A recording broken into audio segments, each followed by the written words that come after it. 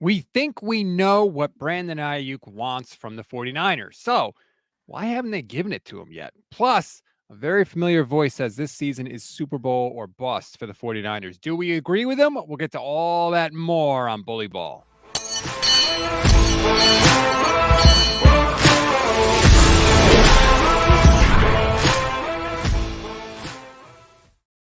What is good, everybody? Welcome to the Bully Ball podcast here on the Gold Standard Podcast Network. I am Rob Stats Guerrera. She is Steph Sanchez. Steph, thank you for letting me pinch it on the show because Jay couldn't be here today.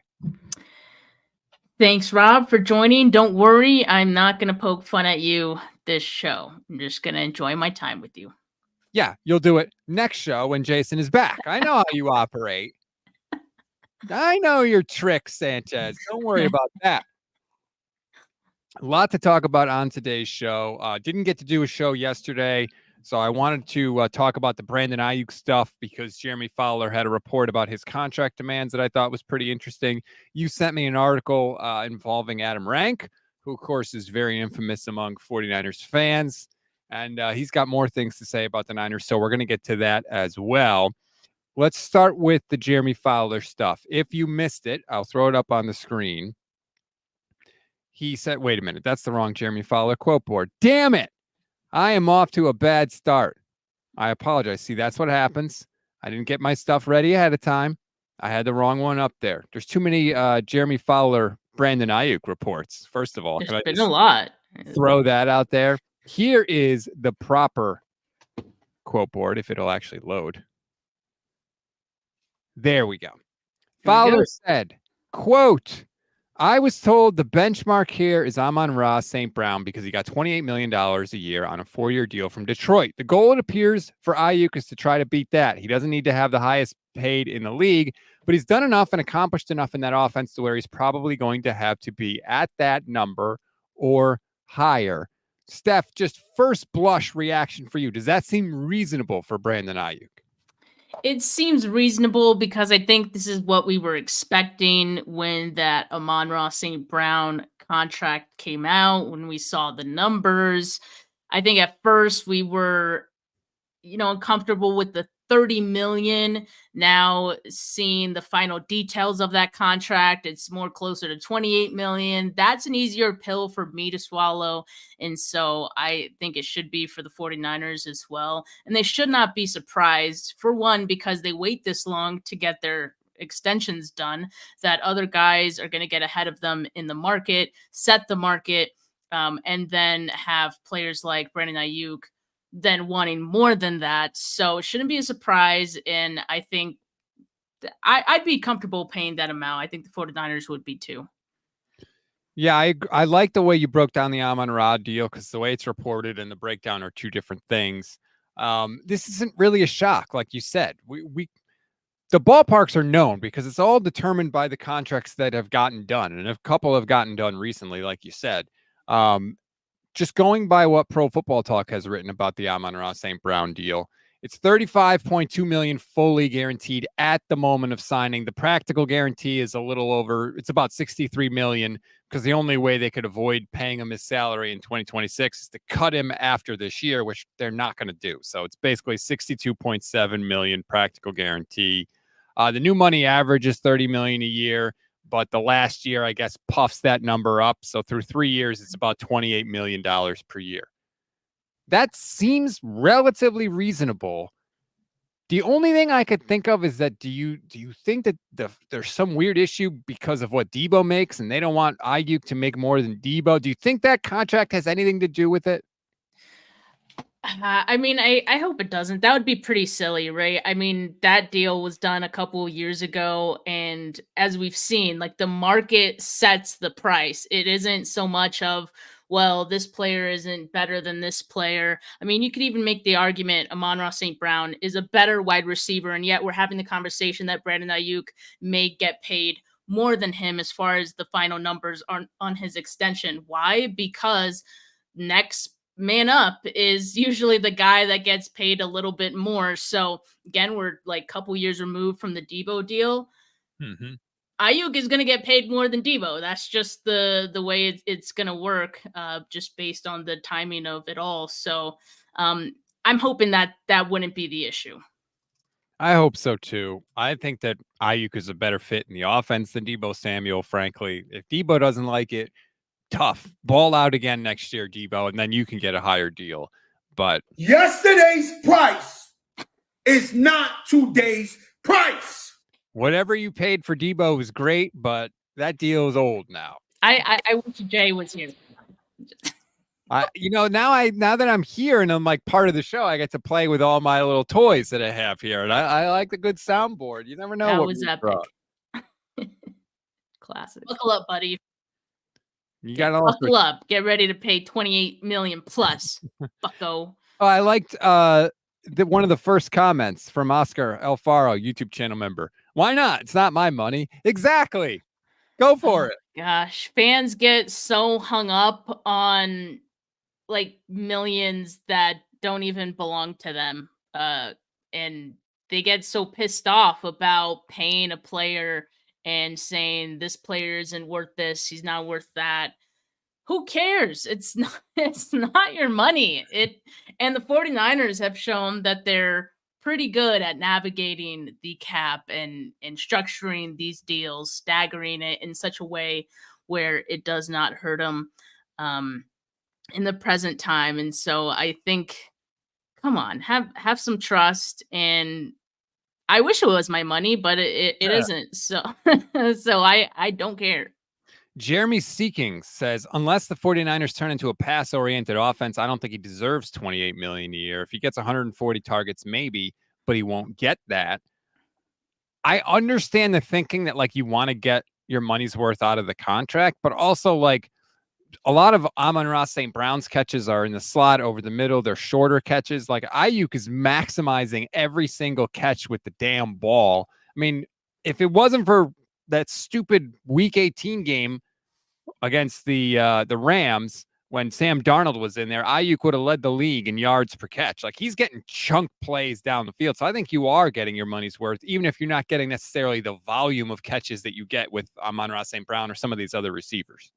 Right. Do you value catches or yardage more? I mean, Brandon Aiyuk had close to 1,500 yards last season, and I would say that is deserving of 28 million. Now, also like part of the argument of Brandon Aiyuk doesn't deserve this is he's not the number one option on his team, which is part of the reason his reception numbers are so low. But if we look at what this team might look like in a couple of years, there is a path towards Brandon Aiyuk being the number one option. So if you pay him that kind of money now, I mean, in a couple of years, his deal might look like a steal. A couple of years, a couple of weeks, if you pay him now and then Justin Jefferson signs and then Jamar Chase signs, he's going to be third. Like that deal could look a lot better very, very quickly. Yeah. So I think for the 49ers, they're thinking long term with this, as they should. And I think Brandon Aiyuk has a path towards having more volume in the next few years. Debo Samuel may not be in the picture. Not sure what George Kittle's future looks like. I know they've restructured his contract a number of times, so they might not have a choice but to keep him around. But as far as health, as far as where Kittle falls in the pecking order, it's very much in the realm of possibility that we see Brandon Aiyuk, leap those guys as far as volume goes. I'm just checking on Twitter, or maybe I officially have to call it X now because the website has changed. Brandon Aiyuk's latest Instagram story. It's a picture of him saying, and he wrote, "I'm way too hungry to be splitting my food up like that." Now, is this a typo? Like, did he mean to say to be spitting my food up like that? Because I thought originally that's what he said, but it makes sense kind of both ways. Yeah, look, I'm the old white dude, so I'm like the least qualified person to be like translating what social media posts from current athletes are. But I don't know. I thought that we were close to a deal when he put out that video the other day that was like, the sun is shining, the sky is blue, I'm so blessed, blah, blah, blah. I was like, maybe he just got word that, like they're on the 1 yard line and he's about to get the bag. And now I have no idea what this means. I'm not qualified transit. Can someone in the chat help me, please? Like, what? I don't get it. Nobody knows what it means, but it's provocative. And we will continue to speculate on what it means regardless. Right. I mean, I don't know. I'm sure there has been some kind of like double meaning, subliminal messages to like a lot of the things that he's posted this off season. But I don't know. At the end of the day, it's really doesn't mean much to me. Yeah, I just get signed. That's all I care about. 49ers have OTAs tomorrow. I don't expect to see Brandon Aiyuk there. Do you expect to see Christian McCaffrey there, Steph? He didn't show up last week. ProFootballTalk.com reported it was not over his contract. Do you expect to see CMC this week? Okay, it for one, it's good to know that it's not because of his contract. Because boy, if there's anyone who has reason to ask for a raise, even despite being the highest paid running back, it would be Christian McCaffrey. But maybe, I mean, I don't know why he wasn't there the first week. Again, it's voluntary, so it's not that much of a worry. I know that he's in the midst of preparing for his wedding that's going to be happening sometime in June. So maybe he was locked in with some personal things having to do with that. But yeah, I mean, just the fact that he was there last season during OTAs and he was such an exemplary player at that time, I would love to see him back, and I hope he is back for OTAs. I mean, Nick Bosa had originally planned to arrive for the second week of OTAs, which is, this week, had it not been for Kyle Shanahan, kind of encouraging him to, maybe come at the start of it. So maybe the same falls true for Christian McCaffrey, that he was kind of targeting that second week in this second week of OTAs. So McCaffrey has a cap number of 14.14 this year, 14.34 next year. So, I mean, he could certainly argue he's underpaid, especially coming off an offensive player of the year. Just an incredible season for him. I could also understand the 49ers wanting to be like, we don't really want to give you any more money because you're a running back and you're getting older. Maybe they can give it to him in a signing bonus so he can, give him the same amount of money, just give him more of it to him right now, as opposed to, having to go game by game. I don't know. I think what I think is going to happen ultimately when you're talking about like whether or not Brandon Aiyuk can or will become like that number one wide receiver in terms of volume. If you want to save McCaffrey a little bit, what you do is you become more of a passing offense. So you lighten the load and the touches on McCaffrey because you're throwing the ball more. And then maybe you can keep him around when he's a little bit older. If you did want to keep him around, I could see a world where realistically the Niners shift from being less about 23, more about 13 and throwing the ball. Well, Rob, you can also use any of your other running backs besides Christian McCaffrey. Let's start there. Isaac Rendo, the one you just drafted in the 4th round, right? Mm-hmm. So that's a start. But yeah, I mean, the way I've seen it with Kyle Shanahan and his usage of CMC, I think it's twofold. I think for one, CMC hates being off of the field. Like you see him on the sideline and it could just literally just be one snap and the dude just looks angry on the sideline that he's not in the play.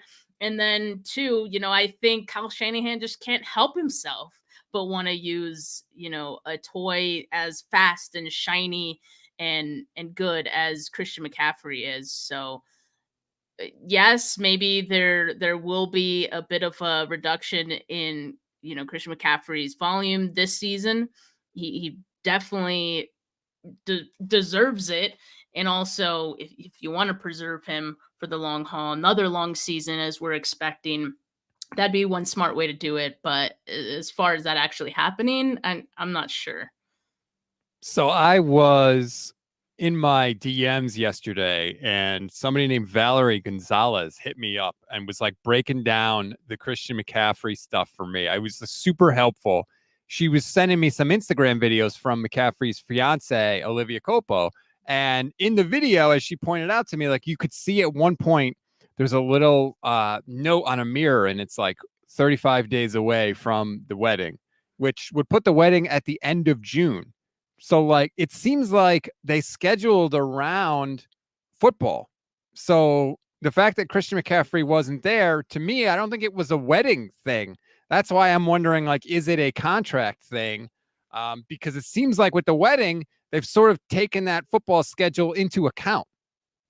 But there's still some preparations that you need to make. But at the same time, No, like it's not. I've gotten married. It's not that hard. at the same time, though, like they have wedding planners, one if not two, right? I mean, so they should be able to handle that and be able to work. Again, like there's personal reasons why, besides a wedding, why someone may not attend OTAs. So I'm deciding to not get too hung up on it, especially after it's been reported that the reason he wasn't there didn't have to do with his contract at all. And for the record, these are voluntary. I don't care if he stays away. The only reason why I'm thinking like this is because it's out of character for him. That's the only like if he had never shown up before or whatever, I'd be like, fine. But we know him to be, as you just talked about, like a rah-rah guy, like wants every touch, wants to be on the field. That's the only reason why I'm sort of curious about the whole situation. And look, he may show up tomorrow and it may be a nothing. I have no idea. We'll see. Maybe he was always planning on showing up the second week like Nick Bosa was. But I thought it was interesting because it was out of character. And usually when guys stay away, especially guys that have shown up in the past, it's over money. We will find out. Daza, 0187, YouTube channel member. Shout out to all our YouTube channel members. Please become one. It's less than $3 a month. You get custom emojis, membership badges, priority comment response. Daza says, what advantage is there for the 49ers waiting so long for extensions? It feels like it backfired with Brandon Aiyuk. I mean, they always wait. This is what they do. It drives me nuts. They claim they want to get it done faster, and then they don't get it done faster. But this is how they operate, for better or worse. Yeah, I'm not a huge fan of it either. We've seen many years in a row now how that has impacted the final numbers for the eventual extensions that they do give. And for players, I mean, I'd be like, keep it coming. Like, yeah, take as long as you want. Wait till after the Justin Jefferson deal for all I care. Right. I'm Brandon Aiyuk, right? So yeah, I'm not a fan of it. I don't think it benefits them. I think some of their plan, it seems like they want to wait till after the draft to really get into negotiations, into the weeds of it. But we've seen other teams like negotiate deals in season, before at the tail end of it, before the draft. So I don't know if that could really be much of an excuse. Right. Detroit did the Amon-Ra St. Brown deal. Philly did both wide receivers, Devontae Smith and AJ Brown. So clearly there are different ways to do it. Randy, I don't want to butcher your last name. Galela says CMC may feel he needs extra rest to get right after the longest season he just played. That is fair. Judd says McCaffrey's getting married. Maybe he wants to support his wife as much as possible during voluntary portion. This is a day some women dream of their whole life, and she supported him through years of ball. That's fine. What do you think he's doing with her? You think he's following her around saying, hey, Olivia, good job. Way to plan that wedding. Like, I've planned a wedding before. Is it a lot of work? Yes. Do you need to be following your wife or future wife around, offering words of support? No. I don't think it has to do with the wedding. Again, they scheduled the wedding to be in late June after the OTA stuff. And by the way, there's nothing stopping Christian McCaffrey from going to OTAs and then doing all the wedding support stuff after the workout is over. It doesn't take up the entire 24-hour day. So I'm not buying the wedding thing. And maybe he just doesn't want to show up, and that's fine too. Again, I only focus on it because it's different for him. That's all I care about. Yeah. I mean, hopefully he's there, right? Because then we won't have any other further questions about where he's at. Mr. J says, is Steph still mad at me about that defending Kyle Shanahan comment? What defending Kyle Shanahan? Yeah, I don't recall. Listen, my memory sucks. So Steph gets a lot of comments, okay, Mr. J. She can't be held responsible if she doesn't remember them all. And I definitely do not. Let's get to the article that you sent me from Adam Rank, which I'm going to try and pull up right now. Adam Rank, of course, didn't he famously predict the 49ers to win like 3 games and then they went to the Super Bowl or something like that? Yeah. I remember there was like a whole controversy. So it looks like he's doing a state of the franchise for every team. And he did the state of the franchise for the 49ers today. And it's talking about the Super Bowl. And essentially he says it's Super Bowl or bust for the 49ers this season. I don't know how it could be anything else, Steph. Do you agree with Adam Rank? I 100% agree. Last season, I think we had similar topics. Like we've discussed this, and I think I was open to the idea of no, like it wouldn't have been a failure if they didn't make the Super Bowl last year. And the reason for that was because Brock Purdy was coming off, his elbow surgery, and we didn't know what that was going to look like, his recovery and all that. So I think I left room for some disappointment. We were still disappointed, but at least they made it to the Super Bowl. This year, it's like, okay, guys, you made it to the Super Bowl last year. Really, like there is no other like step than to win it. At that point, if the previous season you got there and lost, your next season needs to be the win, or it is 100% a failure, especially where this team is at right now in its window. This is their last good shot with this core, which might be one of the best cores of a non Super Bowl winning team that we have ever seen. Mm-hmm. All right. It needs to get done, or it's a failure 100%. I absolutely agree. I thought last year was Super Bowl or bust, but with what you said about Brock coming off the injury, I could see how you could argue against that. But this year, there's just no excuse. That's it. Win the Super Bowl, period. I know, a lot of people like to talk about you can still have a successful season without a championship. And I think for a lot of teams, that's true, particularly teams early in their team building phase, like the Lions. Last season, 100% of success for the Lions, even though they lost the NFC Championship game, even blowing the big lead like they did. Still a success for the Lions, who haven't been good basically in my entire lifetime. That's not where the 49ers are. I think of the Celtics when you think of the 49ers, because they're obviously in the NBA Finals right now, and they're sort of in the same boat, right? They've gone to the Eastern Conference Finals a lot. They've been knocking on the door a lot. They've gone to the finals, but they haven't won that championship. And that's, I think, exactly where the 49ers are. So I don't think this is controversial from Adam Rank at all. He goes on to sort of list the offseason additions and subtractions for the 49ers. It's like a whole team profile. And I got to say, when you look at like the departures, it's not looking like anybody scary. I mean, who's the biggest departure from the 49ers? Aiyuk Armstead. Yeah. But even he, because of the injuries, wasn't always on the field. So I feel like the impact of that is not going to be as big as if you told me Aiyuk Armstead had played every game the past 10 years and now all of a sudden he's not here anymore. Yeah, that's true. I mean, the fact that he wasn't healthy, of course, is part of the reason I think why the 49ers decided among, his contract, why it was time to move on. So that does soften the blow a little bit. And I also think while the additions of the guys they brought into the defensive line to kind of replace the Aiyuk Armstead role, I think it's going to be more of a group effort. So even then, I think it's not like we're going to have a one-to-one comparison to one player that left to an addition. It's not going to be like the Forrest Buckner, and the one-to-one comparison is always to Javon Kinlaw. Like, we're not going to have that. And maybe the 49ers did that intentionally.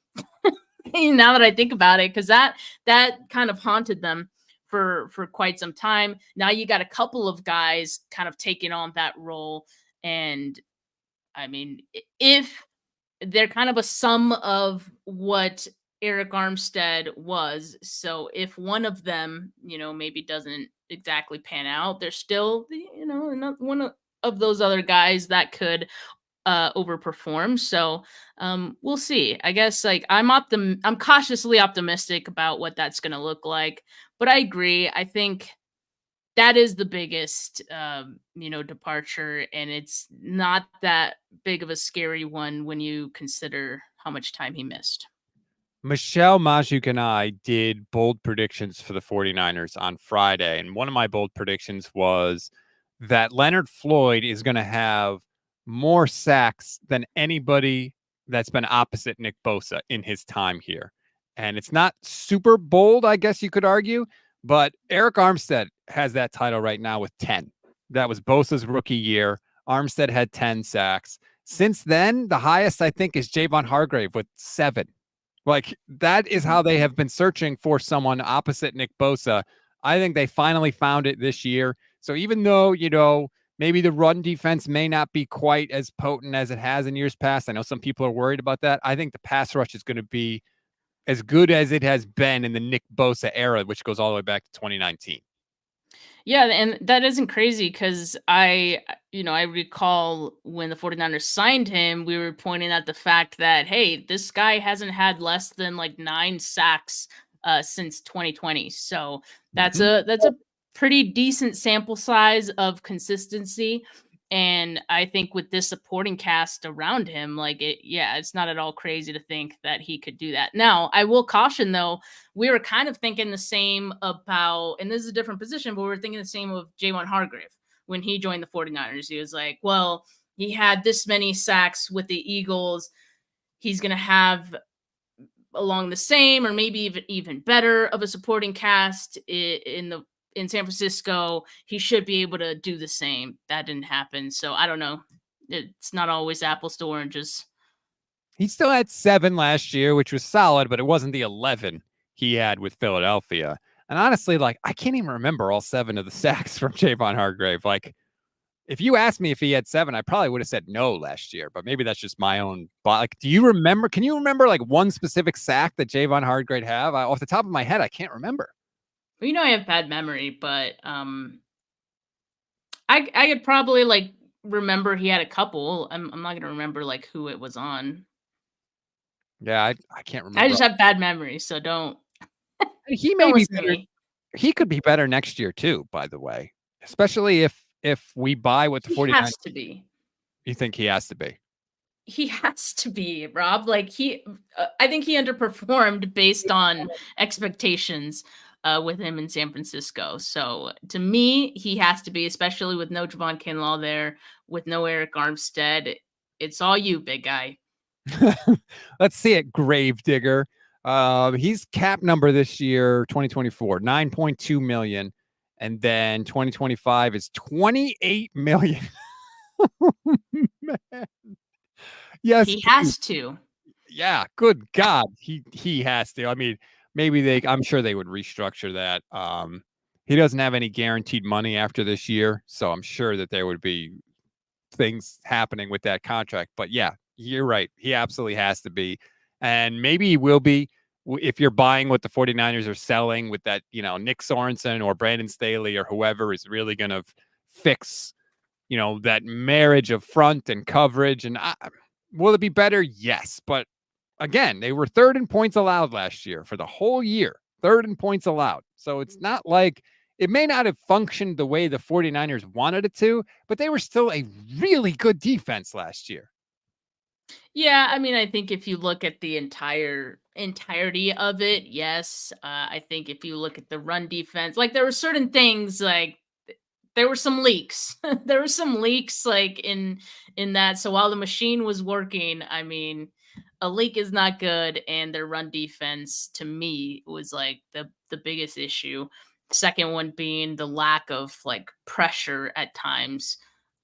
It improved towards the end of the season, but I'm talking about the pressures, not the run defense. The run defense got worse towards the end of the season, but it's a pretty low bar, right, to improve that. The run defense, I suppose. I mean, yeah, you really have to dig beyond the raw numbers, right? Because if you just look at the raw numbers, the 49ers gave up the 3rd fewest rushing yards in the league last year, which you ask any 49er fan, they would not say that, right? They would be like, oh, no, exactly. But part of that, I think, was because teams were always trailing by so much against the 49ers that they just flat out could not run the ball. rather than it Yeah. being the Niners' run defense is so good. They kicked the hell out of teams last year. They were pummeling teams by multiple scores in these games. And you can't count on that level of dominance this year. Like, I wouldn't be surprised to see the 49ers in a lot more close games this year, especially when you look at their schedule. Yeah, maybe not early. I mean, yeah, even early in the season, there's opportunity to be in some close games. I I agree with that. Which Well, which was always yeah, that was always my thing with the argument of like why did they fire Steve Wilkes? Look at all these great defensive stats. This is malpractice to fire him after what he did. No, I mean if you saw what this defense looked like, all 49er fans know it did not look right in comparison to previous seasons, comparison to expectations. And when you look at the personnel they had, it underperformed. And so yes, it was still a good defense, but it underperformed. this year, I said it when the schedule came out. You got to stack some wins early because the back half of that schedule Oh, is yeah. tough, but there's plenty of opportunity to get happy at the early part of the season. But I mean, I think we would all agree. I think that Chiefs game is going to be a close game. I think they'll beat the Cowboys. I don't know if they're going to blow the doors off them like they did last year, but I think that'll be a relatively close game. I think the Packers game will be close. The Bills game will be close. The line, like, even the wins that the 49ers have, I think they're going to be a lot closer than just last year when they trampled people last year. It was absurd. Which is why last year was kind of like you had a lot of momentum. It was like their best shot at getting it. This is their next best shot, but as we've kind of alluded to, like we're not expecting the same level of dominance. I'm not, no. But that's doesn't mean they can't get it done. The Chiefs were a kind of a Yeah, mid that's true. team. Maybe they should conserve their energy for like when it matters. Like just kind of like skate by, go under the radar a little bit. I mean, I would not put make a huge push to be the number 1 seed. Like, yeah, would it be nice? Yes. But like much more of a concern to me is just getting the damn thing done at this point. You had all I that mean, stuff yes. lined up for you last year and you still didn't do it. So, I mean, where Well, would you be scared to play on the road in the playoffs? are you kidding? I'm thinking weather-wise, Detroit and Green Bay. Well, Detroit's inside. Are they? Yes. Oh, The that's Lions, good, okay. in fact, the Lions only play. But that stadium was crazy. It's loud, yes, but weather would not be a factor. The Lions only play 3 games outside all year, and one of them is in San Francisco. Oh, well, look at them. But Green Bay, if it's not raining, I don't know. I've never seen Brock in the snow, so I don't know how he would do. If it's raining, I have major concerns, yes. But if it's just cold, I don't know. But I don't know. We've seen Kyle Shanahan 49ers teams go out in the cold and still win. Yeah. Yeah, we have. I mean, we've seen Jimmy Garoppolo do it. I mean, that level of cold impacts everyone. Mhm. Like if there's an advantage because you're used to it, like it at that point, like if it's like 10 degrees, it's minute. Like the the advantage you have just because you have to deal with it too. Right. And as we saw in that game, a couple years ago in the playoffs against Green Bay in the snow, it impacted everyone, including the Packers and Aaron Rodgers. So yeah, I think it's yet to be seen. I know Brock played in some snow at Iowa. I thought I didn't see it, so I don't. Yeah, I don't know. I'm not saying he didn't. I don't know for sure. JM617. I don't care where we play and when. Bills in the winter sounds fun. That has the potential. I mean, every once in a while in Buffalo, you get that lake effect snow, and they need like an army of people to shovel out the stadium. Like, Yeah, I hope that doesn't happen to the 49ers. Although maybe I do, because then we would get to see Brock in the snow. And at least if they lost, it'd be against an AFC team. and yeah, it's like, of course you don't care where we play. You're not like we're not the ones playing. We're My not the living ones room is having to lay. My house is 70 degrees all year round. I don't care where they play. Just like it's not my money, right? Exactly. Wedge Antilli says, Rob, are the 49ers Super Bowl or bust? We talked about that a little earlier in the show, 100%. How about this bold prediction from Michelle, Steph? I was stunned when she said this, as Heineman points out on Twitch. Shout out to the Twitch fam. She predicted an undefeated season for the 49ers this year. That was her bold prediction. And she was serious? Well, hey, I mean, bold predictions have to be bold, right? I mean, Right. that is pretty bold. So It's out there. yes, we went through the schedule and she predicted 14-3. And then but for her bold prediction was that they were going to actually win those 3 games and win all of them. I can't go there. I mean, that would be awesome, but no one's ever done it before. If you go 17-0 and you don't win the Super Bowl, like I don't even know. I do unspeakable things. As Heineman says, she was drinking mimosas at the time. I mean, the she mimosas is. We're talking. So, and it was like, as we get to the end of the show and the cup gets empty, the predictions get bolder from Michelle too. So it may have had an effect. I'm not willing to rule it out completely.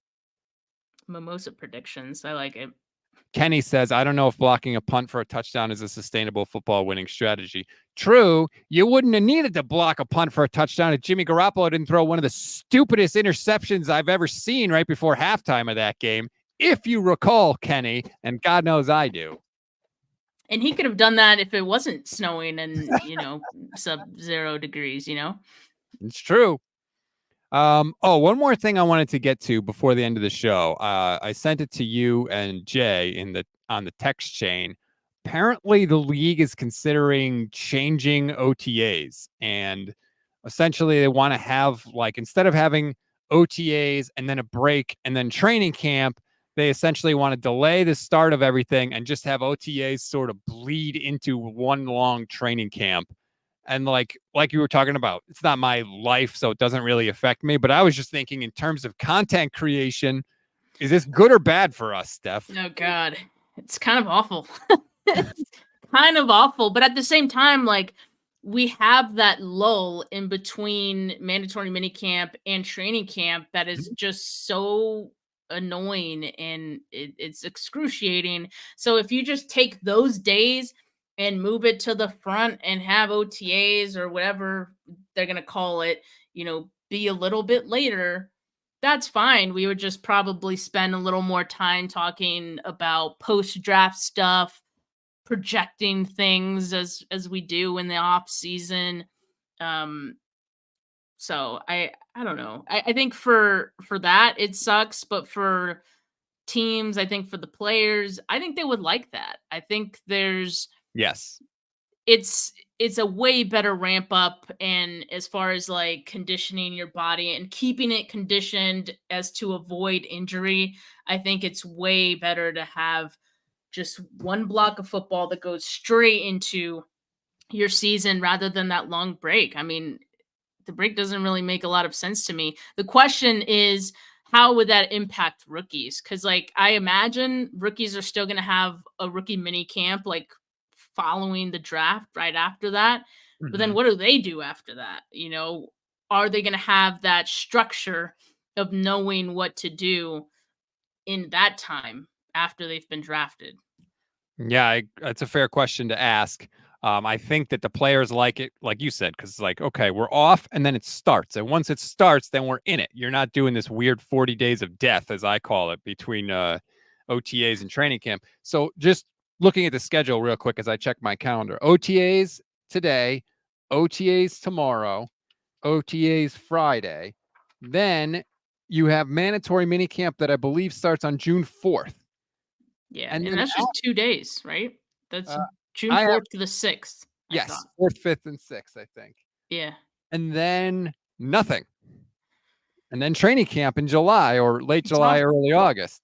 So it's a weird gap, but I think the NFL likes things spread out because they like for some NFL news to be talked about every single month. If you just zoom out and look at the calendar, February, of course, is Super Bowl. Then you've got the Combine is also in February.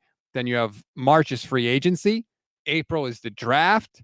May is, well, the draft kind of bleeds into late May also. Then you've got rookie mini camp.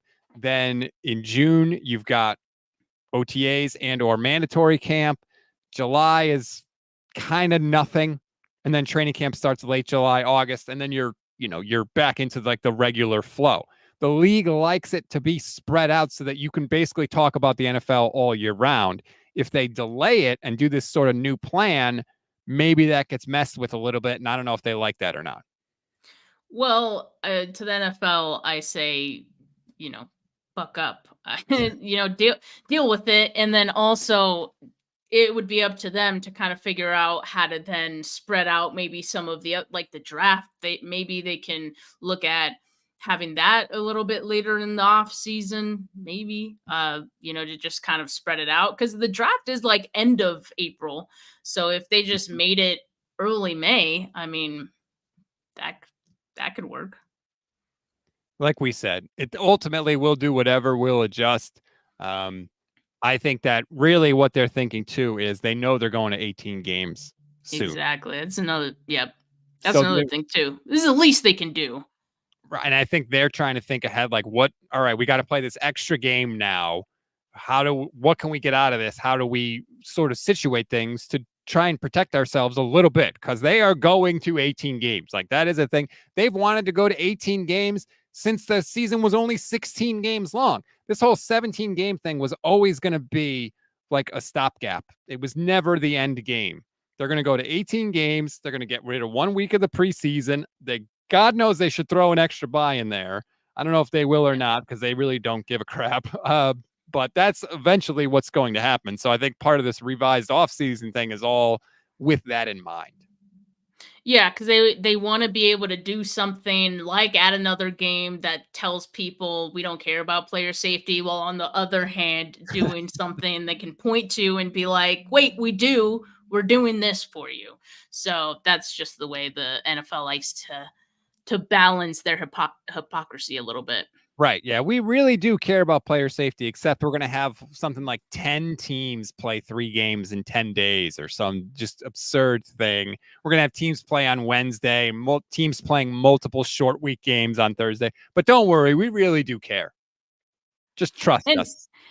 And I learned this like just last week because Jennifer Lee Chan mentioned it on 49ers Talk. There's 6 teams who don't even have a Thursday night game. Yep. Like you would think they would even that out between all teams, but no. I really do don't think even bother to do that. Yep.